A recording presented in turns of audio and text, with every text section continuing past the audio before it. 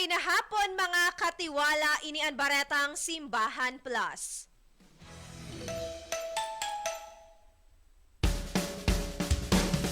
Marhay na hapon sa mga nakaantabay ngunyan sa Radyo Veritas 1008 kHz, sa Facebook page kan Radyo Veritas Legazpi Siringman, sa DCTV Channel 2 kan Veritas TV.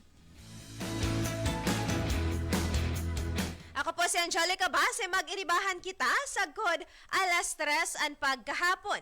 Mahatod ako si Indonin mga barata na may kinaraman sa simbahan, sa lado lokal, national, maging sa international. Sa igwang mga kahapotan man, pwede ka mong mag-message sa mga numero na 0998-261-2497 as in 0915-353-4732. Pwede man itong bisitahon ang samuyang Facebook page na Radyo Veritas Legazpi.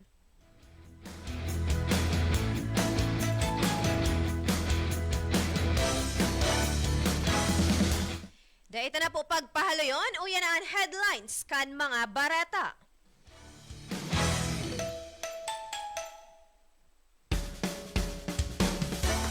Pagbubugtak sa Our Lady of Aranzazu na National Shrine sarong spiritual beacon, sigon kay Antipolo Bishop Roberto Santos.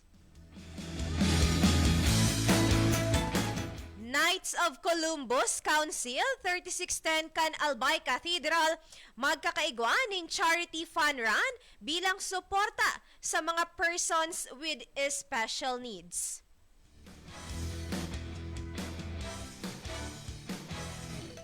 Taunang Camino de Joroan Pilgrimage na igwanin ribong debotos magpapadagos sundo sa bulan kan Oktubre.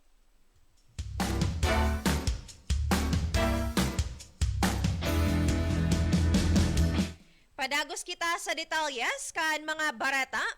Ipinahayag ni Antipolo Bishop Roberto Santos na ang pagkakabugtak na National Shrine kan sarong simbahan bako sa nasarong titulo kundi sarong banal na pagtubod sa hararom na debosyon kan mga paratubod. Inian mensay kan obispo sa solemn declaration kan National Shrine of Our Lady of Aranzazu sa San Mateo Rizal kan Agosto 22, kasabay kan pagselebrar kan pagkareyna kan mahal na Berheng Maria.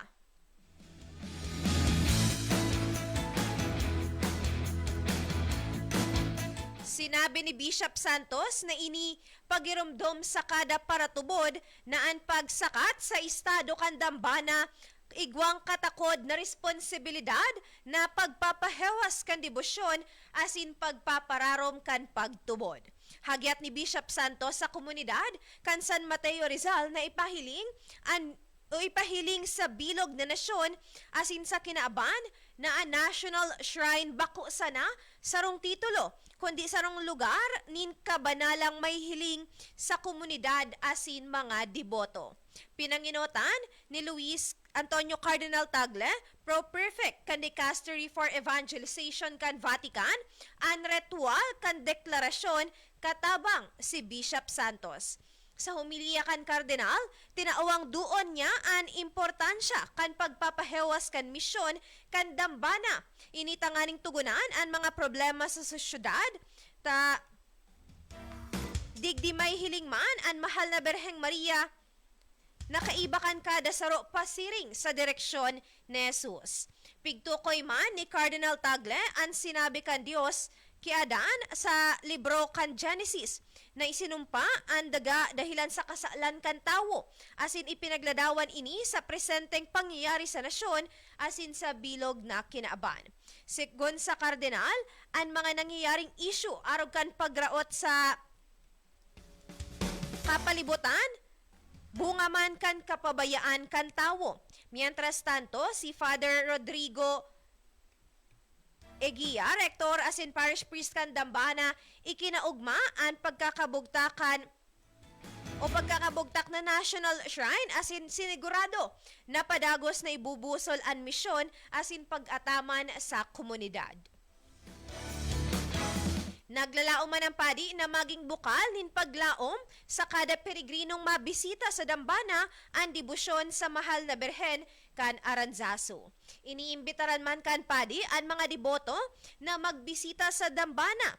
Ta inibukas sa gabos nin pagkakataon tanganing tanggapon ang mga nagahanap nin pag-ataman siring man pagtataon nin mga sakramento arog kan kumpisal.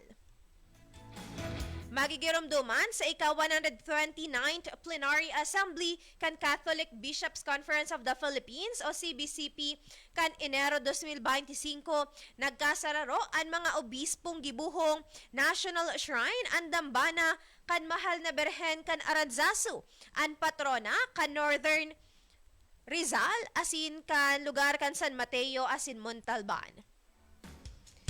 Base man sa istorya, enot na ipigbugtakan mga Agostinong misyonero ang parokya kan San Mateo kan taon 1596, mantang ang debosyon sa Birhen kan Aranzazu nagpuon kan taon 1716 sa paagi kan Jesuitang si Father Juan Atchazabal.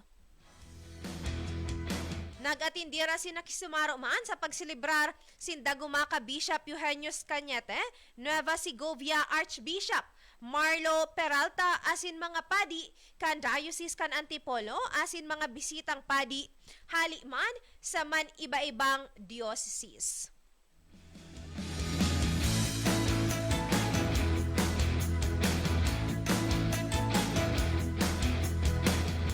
Sa iba pang barata, we condemn every action that destroys our environment. Ini ang tinaawang doon ni Bangged Bishop Leopoldo Hausian sa iyang pastoral statement na an urgent call for environmental stewardship in Abra. Ini bilang paninindugan kan Diocese kan Bangged laban sa large-scale mining sa probinsya, partikular sa Likuan, Baay. Sigon kay Bishop Hausian, ang Yamang Mineral Corporation na namamayo sa mahiwasang pagmimina sa lugar na kakuanin Authority of Verified Minerals nindain nagkukuanin free, prior, and informed consent o FPIC hali sa mga katutubo. Nagbabala si Bishop Hausian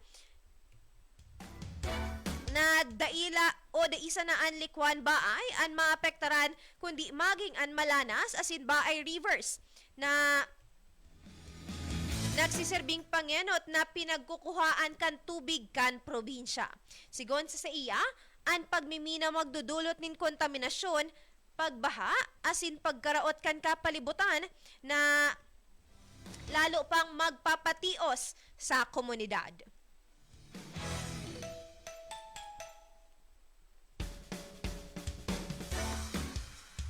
Enot ng hinagad man ka National Anti-Poverty Commission's Regional Basic Sector Coordinating Council sa Cordillera Region na ipawarang bisa an authority to verify minerals sa Yamang Mineral Corporation dahilan sa kawaran nin konsultasyon sa mga apektadong katutubo sa Abra. Wali kay ni nangangapodan man ang diocese sa mga lokal na opisyal asin ahensya kan gobyerno na magkaigwanin lay na nangangataman sa kapalibutan asin kamugtakan kan komunidad. Iniimbitaran man ni Bishop Hausian ang mga Abreño na magkasararo tanganing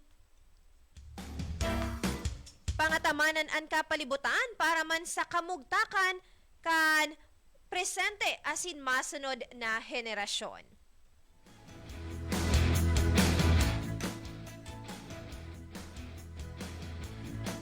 Sa iba pang barata, pakukusugon kan Diocese kan Cubao ang pagsisirbi sa mga paratubod, partikular na sa pagsamba asin liturhiya. Sa Ginibo, na Cubao Worship and Animators Congress kan Agosto 23 sa Quezon City, opisyal na pigbilog kan Diocese and Diocesan Worship Ministry sarong konsultatibo asin koordinatibong grupo man sa irarom kan pamamayo kan obispo. Bilang tugon sa pangapudang Unity is Worship ni Cubao Bishop Elias Ayuban Jr., ang dating Diocesan Ministry for Liturgical Affairs pinahewas asin magiging Diocesan Ministry for Worship na pigbibilog din anom na pangyanot na komisyon. An enot na komisyon, an Commission on Lay Liturgical Ministries, kung saan sa klaw kaini an Extraordinary Ministers of Holy Communion, Greeters and Collectors Ministry, Lectors and Commentators Ministry, Ministry of Altar Servers, Mothers Butler Guild as in Music Ministry. Obheto kaining maggibo as in ipautob an formation programs para sa mga laiko na nagsisirbi sa simbahan. Ikadua, iyon Commission on Devotions and Popular Piety, kung saan nakatutok ini sa pagtatao nin theological as in pastoral guidance sa mga debosyon as in popular religious practices, as in sisiguraduhon ang pagsunod sa tamang liturhiya na ibubusol man ang totoo na debosyon sa tukdo kan simbahang Katolika, as in mga ang Directory on Popular Piety and the Liturgy. Kaibadig di ang Apostleship of Prayer, Adorasyon Nocturna Filipina, Confraternities Legion of Mary, Tarsician Adorers, as in iba pa. Ikatulo, iyon Commission on Liturgy Formation of the Faithful, kung sa inipigbugtak ang komisyon bilang tugon sa desideravi ni Pope Francis, kung sa pangenot na gawi ang magplano nin liturgical catechesis programs para sa mga laiko. Magbilog nin catechetical resources, manungod man sa liturgical year, mga sakramento, asin mga ritual kan simbahan, asin ibusol ang liturgical spirituality, lalo na sa pag-atindir sa Eucharistia kada Domingo. Ikaapat, iyon Commission on Shrines, sisiguraduhon ang pagsunod kan mga shrine ministries sa Code of Canon Law as in liturgical requirements na obhetong magrekomenda kan mga simbahan o lugar na pwedeng ibugtak na diocesan o national shrine. Magtaonin espiritual, pastoral, liturgical, asin kultural na giya, asin magbusol kan mga dambana bilang sentro kan ebanghelisasyon asin pagkasararo.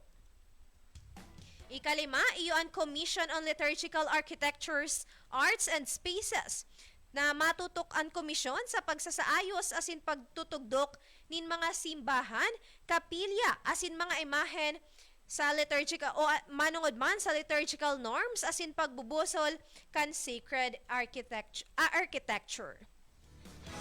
An ikaanom, iyon Commission on Rites and the Office of the Master for Liturgical Ceremonies. Pangenot nagawi kan komisyon an pamayuhan an mga liturhiya kan dioceses kaibanaan misang panginginotan kan obispo. Sa pagbibilog man kan komisyong ini, obheto kan dioceses kan Cubao na mas pang pakusugon an pagsamba debosyon asin liturhiya na pag-uswag kan mga paratubod. Ang mga bagong estrukturang ini nakasentro bako sana sa pagsunod sa lay kan simbahan kundi lalo na sa pagpapararom kan pagtubod asin pagsisirbi sa komunidad. An oras, alas 2:48 nin pagkahapon. Iba pang detalyes kan mga bareta, aramon ta makalihis ang nagkaperang pagirumdo.